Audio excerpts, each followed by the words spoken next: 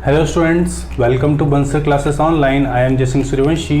Last class में student हमने nucleus के स्ट्रक्चर को डिस्कस किया था। न्यूक्लियस के स्ट्रक्चर में क्या क्या कंपोनेंट प्रेजेंट होते हैं, क्या क्या चीज़ें प्रेजेंट होती है, हमने डिस्कस किया था। हमने क्रोमोसोम की स्ट्रक्चर को डिस्कस कर लिया बेटा। हमने क्रोमोसोम्स की डिफरेंट फॉर्म को डिस्कस कर लिया। कुछ और पॉइंट्स हैं जिसको हम लिख लेते हैं। कुछ और पॉइंट्स है बेटा, हम नोट डाउन कर लेते हैं उनको। तो नोट डाउन कर लेना बेटा। उसके आगे fluid part of nucleus is called nucleoplasm, है ना। और क्या नाम है बेटा इसका? तो कैरियोप्लाज्म। ठीक है, न्यूक्लियोप्लाज्म या कैरियोप्लाज्म नाम किसका है बेटा? जितना भी फ्लूइड पार्ट प्रेजेंट होता है इसके अंदर। Unstained fluid part of nucleus is called nucleoplasm. इसके बाद हम और एक चीज डिस्कस कर लेते हैं बेटा कि न्यूक्लियर पोर क्या हेल्प करते हैं। Nuclear pore helps in the exchange of material between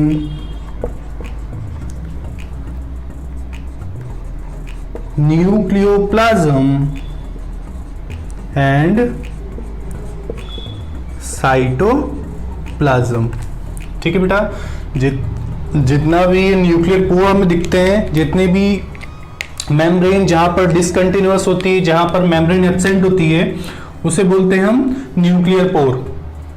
और जो न्यूक्लियर पोर होते हैं बेटा, ये न्यूक्लियर पोर मटेरियल्स जितने भी अगर न्यूक्लियोप्लाज्म में प्रेजेंट है और उसकी जरूरत अगर साइटोप्लाज्म में है, तो मॉलिक्यूल्स इस न्यूक्लियोप्लाज्म से साइटोप्लाज्म में मूव कर सकते हैं, या फिर अगर साइटोप्लाज्म से किसी मॉलिक्यूल की रिक्वायरमेंट इन न्यूक्लियोप्लाज्म में, तो मॉलिक्यूल्स यहां पर मूव कर सकते हैं। तो मटेरियल का एक्सचेंज करने में ये न्यूक्लियर पोर हेल्प करता है। नोट डाउन कीजिए बेटा। इसके बाद हमें डिस्कस करना है डीएनए की स्ट्रक्चर को। इंपॉर्टेंट है, आपके कई बार क्वेश्चंस यहां से फॉर्म हो जाते हैं। तो हम डीएनए की और थोड़ी सी स्ट्रक्चर को डीएनए को डिस्कस कर लेंगे और थोड़ा सा पार्ट आरएनए का भी हम कवर कर लेंगे। नोट डाउन कीजिए बेटा।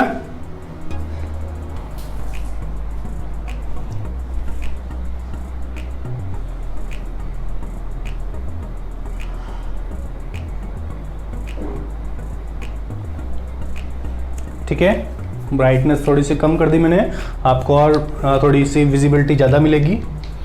तो जितना भी फ्लूइड पार्ट है न्यूक्लियस के अंदर, उसे बोलते हैं हम न्यूक्लियोप्लाज्म।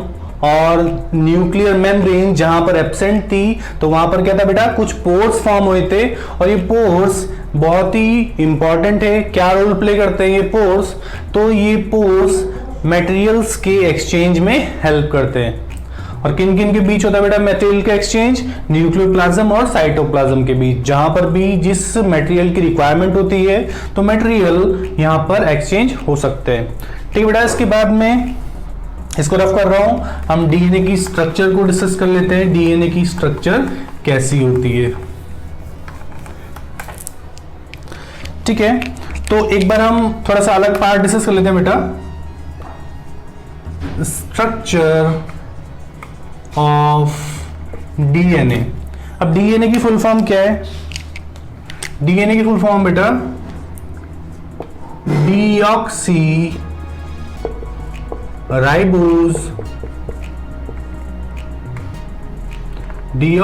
Ribose nucleic acid.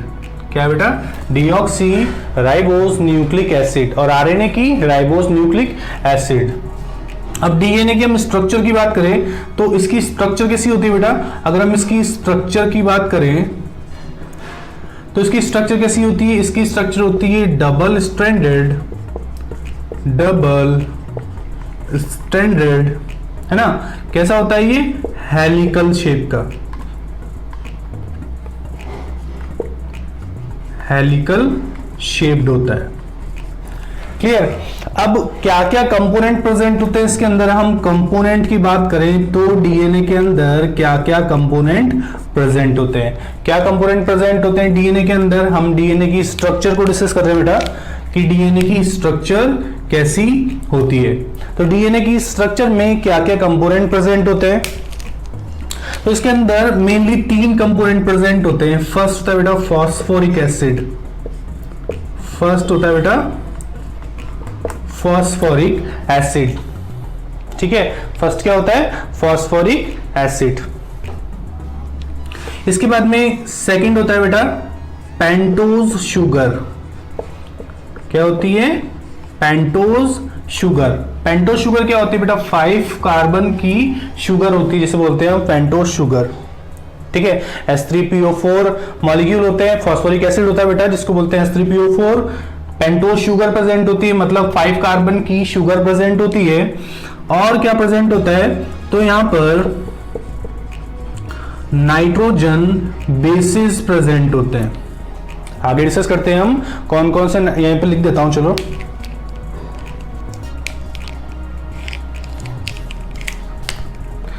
तीन यहां पे आपको तीन के थर्ड जो लिखा है बेटा हमने नाइट्रोजन बेसिस, यहां पर आपको 4 तरह के नाइट्रोजन बेसिस देखने को मिलते हैं,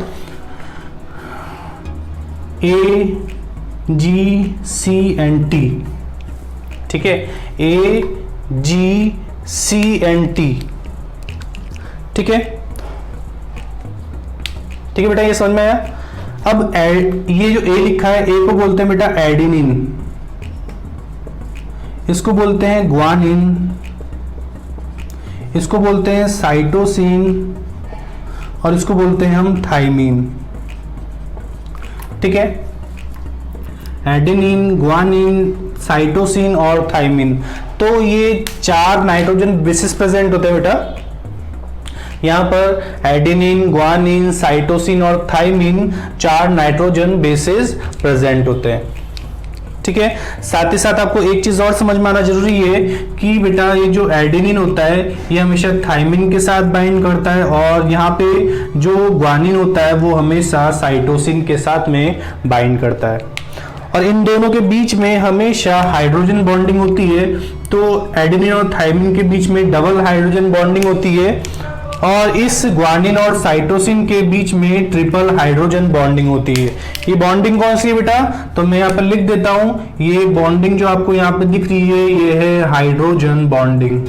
कौन सा है, हाइड्रोजन बॉन्ड है यहाँ पर। ठीक है, तो डीएनए की स्ट्रक्चर को क्या बोलते हैं, डीएनए की स्ट्रक्चर को बोलते हैं डबल स्ट्रैंडेड हेलिक्स शेप। ठीक है, या फिर हेलिकल शेप। ठीक है, इसके बाद में इसका फुल फॉर्म अगर आपसे पूछ ले तो फुल फॉर्म है इसकी बेटा डीऑक्सीराइबोस न्यूक्लिक एसिड। डीएनए की जो ये हेलिकल मॉडल है, डीएनए हेलिकल शेप का होता है, इसको एक्सप्लेन करने वाले साइंटिस्ट थे बेटा वॉटसन एंड क्रिक। ठीक है, इसके जो डबल हेलिक्स मॉडल को डिस्कवर या फिर एक्सप्लेन करने वाले जो साइंटिस्ट थे, उन साइंटिस्ट का नेम है बेटा वॉटसन एंड क्रिक। ठीक है बेटा, क्या नाम है, वॉटसन एंड क्रिक।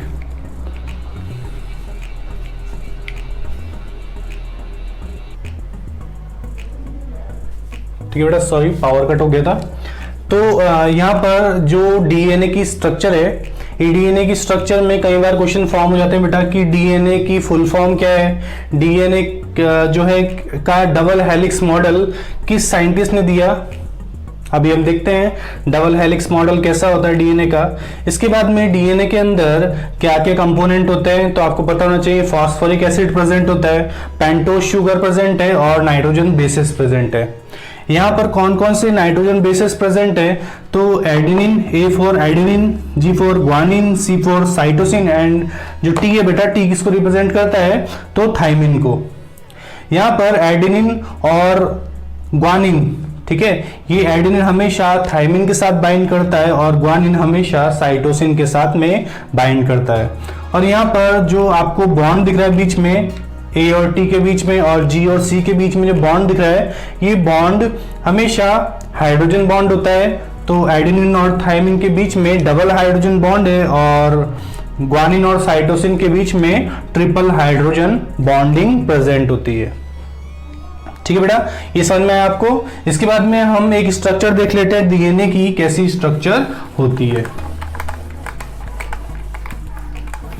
तो हमने पढ़ा बेटा कि डीएनए डबल स्ट्रैंडेड मॉडल होता है, डीएनए की स्ट्रक्चर जो होती है डबल स्ट्रैंडेड होती है।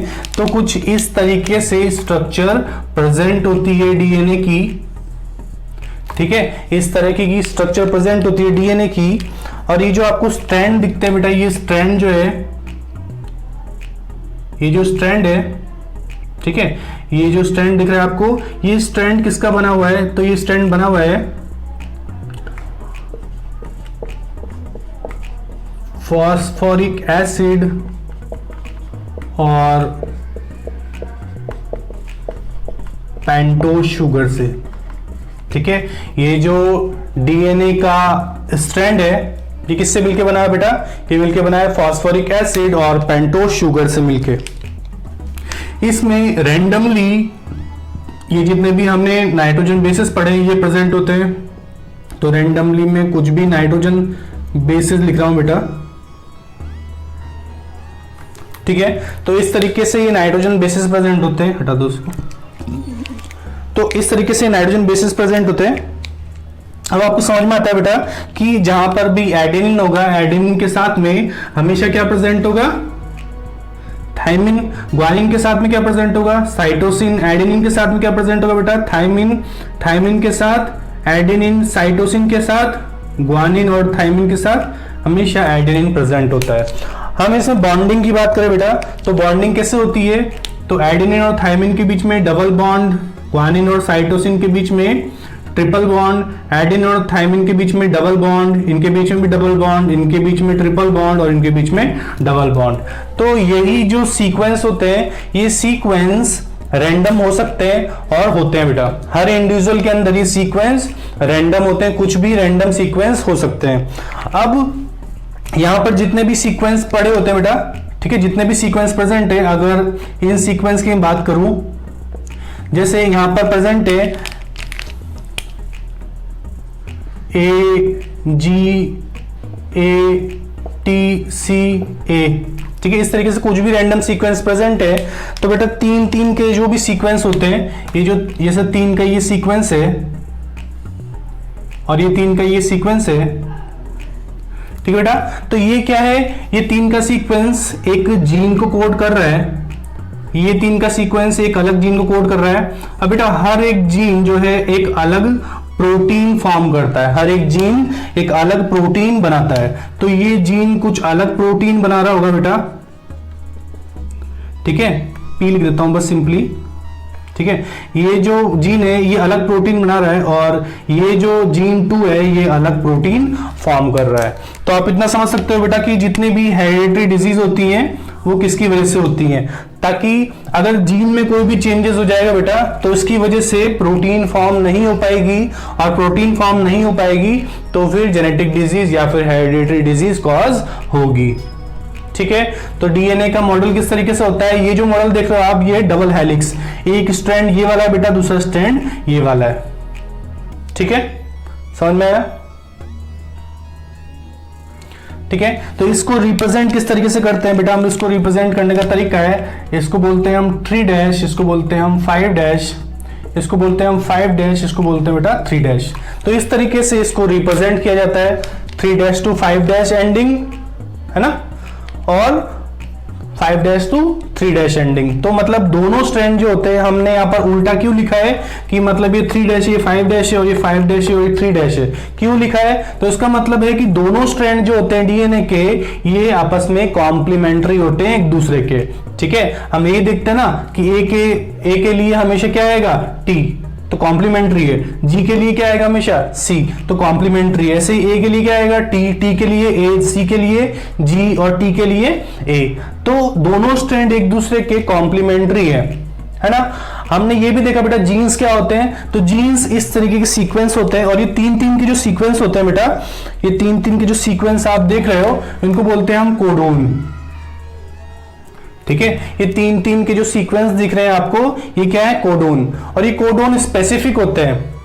हमारी बॉडी के अंदर कोई भी प्रोटीन बन रही है तो वो इन्हीं कोडोन के थ्रू बन रही है, तो उनका कुछ सीक्वेंस है जिसकी वजह से बन पा रही है। अगर इस सीक्वेंस में कुछ भी गड़बड़ हुआ, ठीक है, यहां पर सपोज जी की जगह पर सी आ जाता तो ये जीन नहीं बन पाता है, और ये जीन अगर नहीं बन पाता तो ये प्रोटीन फॉर्म नहीं हो पाती। तो अगर ये प्रोटीन फॉर्म नहीं हो रही है या फिर जीन में कोई डिफेक्ट आ गया तो इसे क्या बोलते हैं बेटा हम, क्रोमोसोमल डिसऑर्डर या फिर जीन म्यूटेशन। ठीक है, जीन के अंदर कुछ भी चेंजेस होता है तो उसको बोलते हैं हम जीन म्यूटेशन। क्लियर? तो बेटा डीएनए का डायग्राम फटाफट नोट डाउन कर लीजिए, बना लीजिए, इसको ड्रॉ कर लीजिए।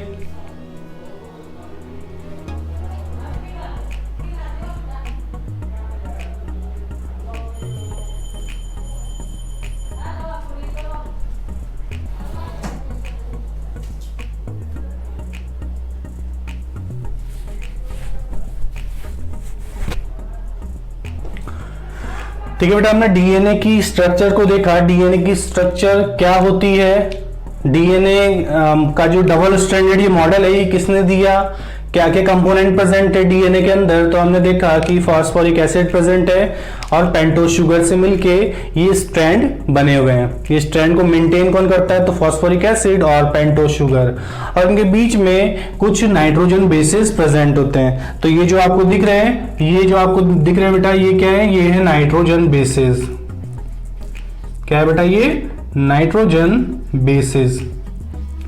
और ये नाइट्रोजन बेसेस है AgCT। ठीक है, AgCT। ए और जी क्या होता है बेटा, ये प्यूरिन्स होते हैं, और टी और सी क्या होते हैं, ये पिरिमिडिन्स होते हैं। ठीक है, प्यूरिन्स हमेशा पिरिमिडिन से जुड़े होते हैं। प्यूरिन्स पिरिमिडिन से जुड़ा हुआ है, यहां पे भी प्यूरिन्स पिरिमिडिन से जुड़ा हुआ है।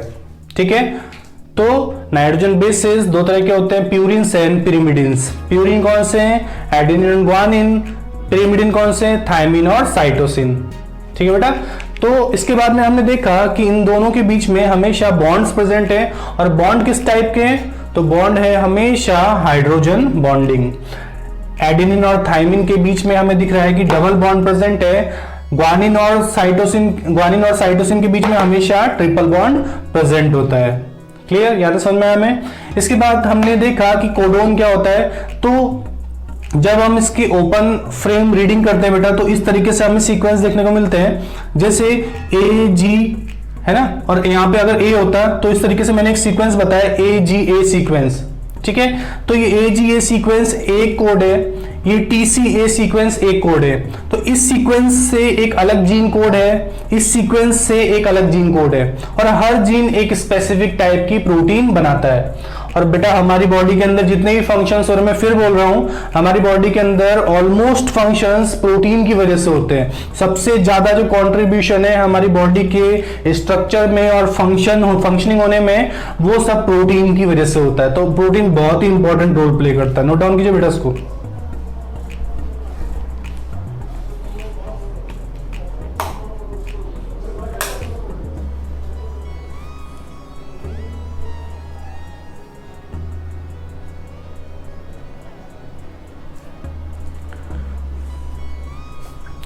ठीक है बेटा, यहां तक समझ में आ गया आपको। रफ कर दूं उसको मैं जल्दी से। हम एक और स्ट्रक्चर देख लेते हैं आरएनए की। इसके बाद हम स्ट्रक्चर देखते हैं बेटा आरएनए की। Structure of RNA. अब आरएनए की फुल फॉर्म क्या है, आरएनए की फुल फॉर्म बेटा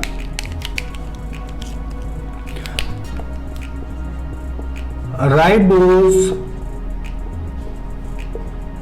न्यूक्लिक एसिड। ठीक है, क्या बोलते हैं इसको, राइबोस न्यूक्लिक एसिड। ठीक है, और डीएनए और आरएनए को कई बार लिखा होता है बेटा, डीएनए और आरएनए को, ये जो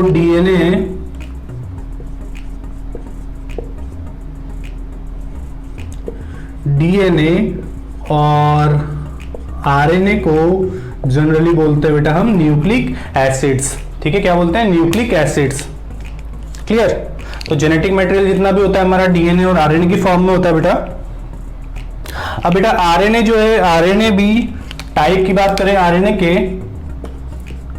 आरएनए के हम टाइप की बात करें तो आरएनए 3 तरह के होते हैं बेटा, टीआरएनए, एमआरएनए और आरआरएनए।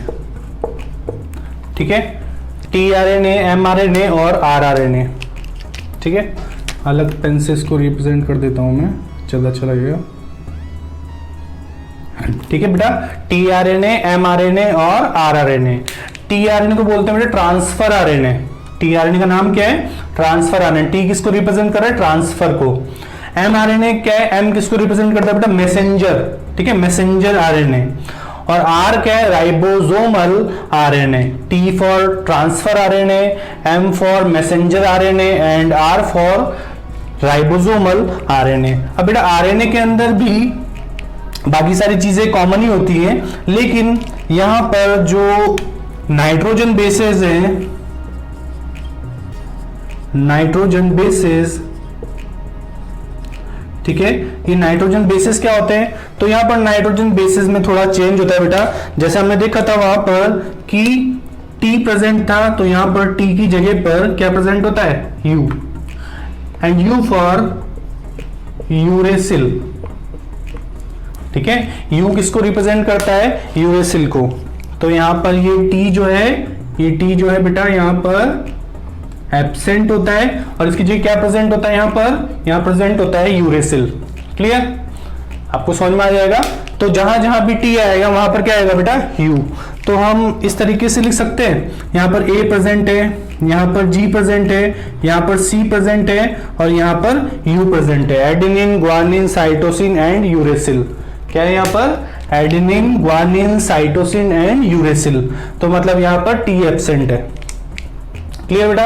ये समझ में आ गया? मैं इसको रफ कर रहा हूं एक बार और मैं आपको एक सीक्वेंस दिखाता हूं कि किस तरीके से हम सीक्वेंस बना सकते हैं। तो कई बार आपसे क्वेश्चन दे देता है कि डीएनए को आरएनए में कन्वर्जन कैसे कर सकते हैं? डीएनए को आरएनए में कन्वर्जन कैसे कर सकते हैं बेटा? इस तरीके से क्वेश्चन पूछ लेता है आपको और आपको डीएनए का एक सीक्वेंस दे देता है जहां पर दे देगा ए टी टी ए जी सी। इस तरीके से आपको एक डीएनए का सीक्वेंस दे दिया और आपसे पूछ लिया कि इसको आरएनए में कन्वर्ट कैसे कर सकते हो आप। तो बेटा आपको पता होना चाहिए, क्या पता होना चाहिए? कि जहां जहां पर भी टी आएगा टी की जगह पर यू आ जाएगा। तो ए की जगह पर क्या आएगा बेटा? टी। लेकिन यहां पर टी तो नहीं है तो क्या जाएगा? यू। ठीक है, टी की जगह पर क्या आएगा? तो ए। टी की जगह पर क्या आएगा? ए, है ना? ये हो गया बेटा, ए की जगह पर यू आ गया, इस टी की जगह पर ए, टी की जगह पर ए की जगह पर टी आएगा, लेकिन टी तो यहां प्रेजेंट है ही नहीं, तो क्या आएगा? यू। जी की जगह पर सी और सी की जगह पर जी। ठीक है, ये सीक्वेंस एक फॉर्म हो जाएगा तो हम बोल सकते हैं कि डीएनए से आरएनए फॉर्म हो गया है। डीएनए से अब आरएनए बन चुका है। क्यों बन चुका है? क्योंकि यहां पर टी एब्सेंट है। तो आपको इस तरीके से एक सीक्वेंस दे देता है और पूछ लेता है किसकी सीक्वेंस है, तो ये भी आप बता सकते हो कि ये सिंपली किसकी सीक्वेंस है? ये एक आरएनए की सीक्वेंस है। तो यहां पर आपको दिख रहा है कि यहां पर यू प्रेजेंट है और यू डीएनए के अंदर प्रेजेंट नहीं होता है, हमेशा कहां पर होता है? आरएनए के अंदर। तो आप बोल सकते हो कि ये आरएनए की सीक्वेंस है और ये एक डीएनए की सीक्वेंस है, क्योंकि यहां पर क्या प्रेजेंट है? यहां पर, इसको मैं रेड से कर देता हूं, क्या प्रेजेंट है बेटा? यहां पर प्रेजेंट है टी, और जहां पर भी टी प्रेजेंट होगा मतलब क्या है? वहां पर ये डीएनए। जहां पर भी यू प्रेजेंट है वहां पर क्या होगा? आरएनए। नोट डाउन कीजिए बेटा फटाफट।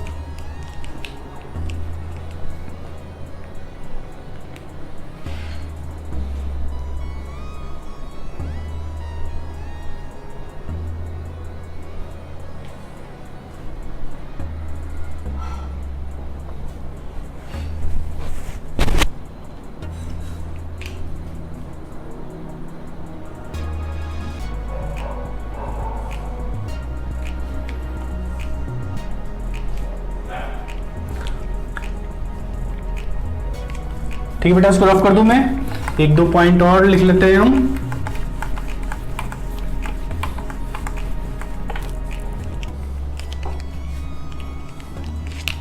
एक दो पॉइंट और लिख लेते हैं बेटा हम।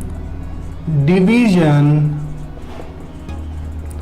इन न्यूक्लियस इज कॉल्ड, ठीक है, division in nucleus is called karyokinesis. ठीक है, जब न्यूक्लियस में डिवीजन होता है बेटा, इस प्रोसेस को बोलते हैं हम karyokinesis. Nucleus helps in the transmission of genetic or hereditary traits from parents to their offspring। ठीक है, तो बेटा ये जो न्यूक्लियस के अंदर डिवीजन जो होता है बेटा, उसको बोलते हैं हम karyokinesis. Division in nucleus is called karyokinesis. और न्यूक्लियस ही हमारे जितना भी जेनेटिक मटेरियल है उसको पेरेंट्स से दूसरी सेल्स या फिर उनके बच्चों तक या फिर ऑफस्प्रिंग तक पहुंचाने का काम करता है बेटा। तो ये ट्रांसमिशन करता है, ये ट्रांसमिशन ऑफ जेनेटिक ट्रेट का मतलब होता है बेटा कैरेक्टर। ट्रेट का मतलब क्या होता है? कैरेक्टर। तो ये कैरियोकाइनेसिस में हेल्प करता है न्यूक्लियस, और साथ ही साथ में जितने भी हेरिडिटरी कैरेक्टर्स हैं, ट्रेट का मतलब होता है बेटा कैरेक्टर्स, तो जितने भी कैरेक्टर्स हैं वो इस न्यूक्लियस की वजह से पास होते हैं। ठीक है, क्योंकि न्यूक्लियस के अंदर क्रोमोसोम है, तो क्रोमोसोम को क्या बताया था बेटा मैंने, क्या बोलते हैं? Hereditary vehicle. ठीक है, हेरिडिटरी व्हीकल। और हमारे कैरेक्टर्स किसकी वजह से होते हैं? कैरेक्टर्स हमारे क्यों बिल्कुल पेरेंट्स की तरह मैच करते हैं, क्यों हम रिजेंबल होते हैं पेरेंट्स की तरह, है ना? तो किसकी वजह से होते हैं बेटा? जीन की वजह से। जीन के पास में इंफॉर्मेशन होती है, जैसे पेरेंट्स के पास में कैरेक्टर्स हैं, ट्रेट्स हैं, वैसे हमारे पास में ट्रेट्स होते हैं। तो किसकी वजह से होते हैं? वो जीन्स की वजह से। जीन के पास इंफॉर्मेशन होती है, और जीन प्रेजेंट होते हैं क्रोमोसोम की सरफेस पे। तो मतलब जितने भी जीन्स हैं उनको ले जाने का काम कौन कर रहा है? तो क्रोमोसोम्स। ठीक है बेटा, तो क्रोमोसोम्स को हम क्या बोलते हैं बेटा? Hereditary vehicle. क्लियर? क्रोमोसोम की स्ट्रक्चर देख ली हमने, डीएनए की स्ट्रक्चर देख ली हमने, आरएनए के अंदर क्या डिफरेंस है डीएनए से वो समझ लिया, और न्यूक्लियस वाला पूरा पार्ट हमने कवर कर लिया। नोट डाउन कीजिए बेटा इसको जल्दी से।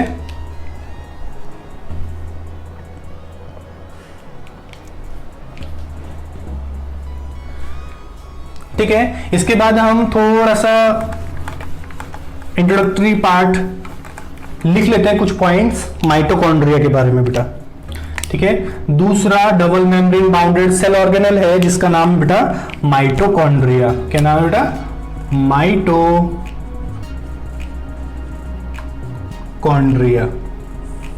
ठीक है, तो कुछ पॉइंट्स लिख लेते हैं हम। First, mitochondria is double membrane bounded cell organelle. Mitochondria कैसा है बेटा? Double membrane bounded cell organelle है। इट इज, आपको पता है यूकैरियोट के अंदर, यूकैरियोट में प्रेजेंट होता है बेटा, लिख देता हूं, it is absent in prokaryotes. ठीक है, एंड एनाएरोबिक